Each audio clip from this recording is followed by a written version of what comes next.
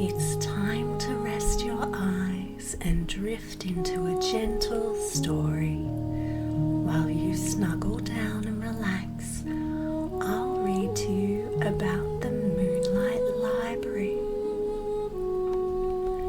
In the heart of a quiet town, tucked between a sleepy river and a hill full of whispering trees, there was a very old library. It didn't look like much from the outside. Its roof leaned a little to the left, and vines curled around the windows like green lace. But if you came at just the right time, just after the sun dipped below the trees and the stars blinked awake, something magical happened. The library glowed, not brightly, not like a flashlight or lantern, but softly, like moonlight through the mist, or the glow of a dream that you don't want to end. And if you tiptoe up the steps and turn the golden doorknob very gently, you will find something few people will ever know about. The Moonlight Library. It wasn't the same as the daytime library. During the day, the library held regular books full of facts and fairy tales, poems and puzzles. But after dark, the Moonlight Library opened, and it was different. The books inside whispered.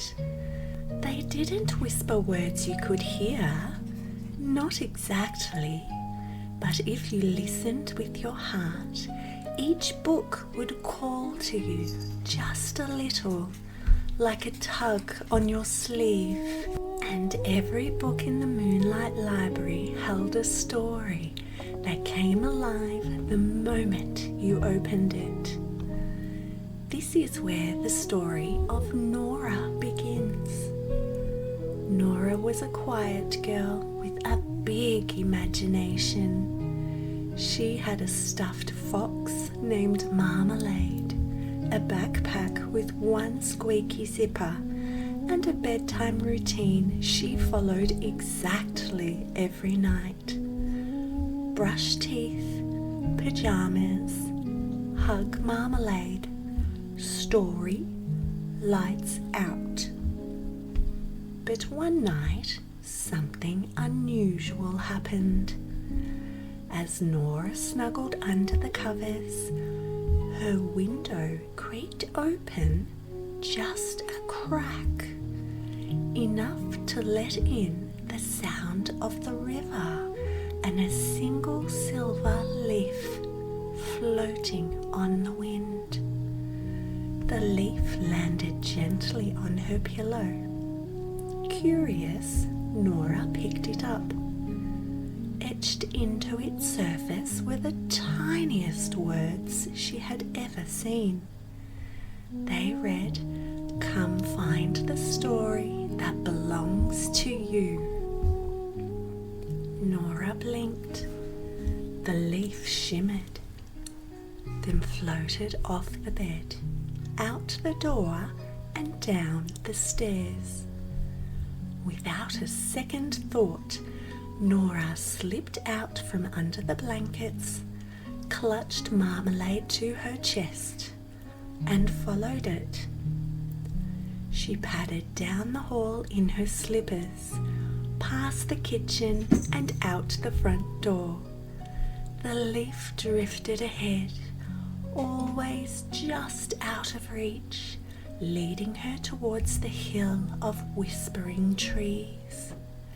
And then she saw it. The glowing building, lit like a secret under the stars. It was the Moonlight Library. Nora stepped inside and the scent of old pages and night-blooming flowers wrapped around her like a soft blanket. The shelves stretched high into the ceiling, filled with books in every colour and size. One book pulsed gently on a nearby shelf. It was midnight blue with silver stars along the spine. Nora reached out and touched it. The moment her fingers brushed the cover, the room swirled around her. The shelves faded. The floor became clouds. The book opened by itself, pages fluttering like wings. And then she was flying. Not like a superhero or a bird.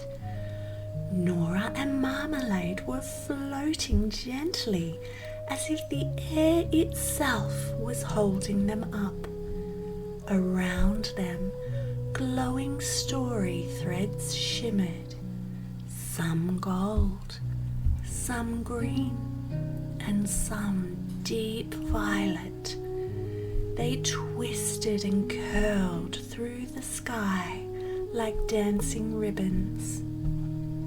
A voice, soft and kind, filled the air. Welcome, Nora.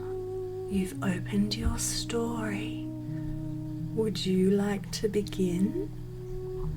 Nora nodded. Yes, please. The sky opened into a forest, a peaceful one, full of blue-leaved trees and flowers that sung lullabies when the wind blew. Marmalade wriggled happily in her arms. From behind a fern, a small creature peeked out. It had round ears, a long striped tail, and eyes full of wonder. Hello, it said. Are you the story seeker? I think so, said Nora. Are you part of my story? The creature nodded. My name is Tilly.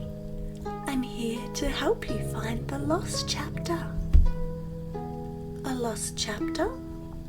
Nora asked. Every story has one, Tilly said. It's a part that slips away when no one is looking, but without it, the story can't end properly. Yours has wandered off into the dreaming meadow. Well, then we better find it, said Nora. So the three of them, Nora, Marmalade and Tilly, set off through the forest. They crossed a bridge made of woven starlight and tiptoed past a sleeping dragon made entirely of moss. They shared a snack of honey puffs and cloudberries and listened to a group of frogs practicing their songs. Finally, they reached the dream meadow. It shimmered like moonlight on water, full of tall grasses that tickled their ankles and dandelions the size of pillows. In the middle of the meadow was a glowing book page fluttering gently on the breeze. The lost chapter, Tilly cried. But as Nora reached it, a gust of wind blew it higher. Wait, she called, chasing after it. The page floated up and around, dodging trees and looping through the sky. It wasn't running away, it was playing. So Nora laughed and ran after it, pretending to be a bird, then a butterfly. Marmalade bounced along behind her, and Tilly leapt through the grass. Finally, the page drifted down and landed softly in her hands. "Oh, you found it," said Tilly. "Now your story can end the way it's meant to." But Nora looked at the page, and it was blank. "Is it broken?" she asked. "No," Tilly said with a smile. "It's waiting for your ending." Nora thought for a moment. She sat on the soft grass, hugged Marmalade, and whispered a few words to the page. A light shimmered across it, and words appeared. Nora's words, her thoughts, her ending. And then the meadow slowly faded, and Nora was back in the Moonlight Library. The book closed gently in her lap. She stood still holding Marmalade and made her way to the door. The library's glow was softer now, fading with the night.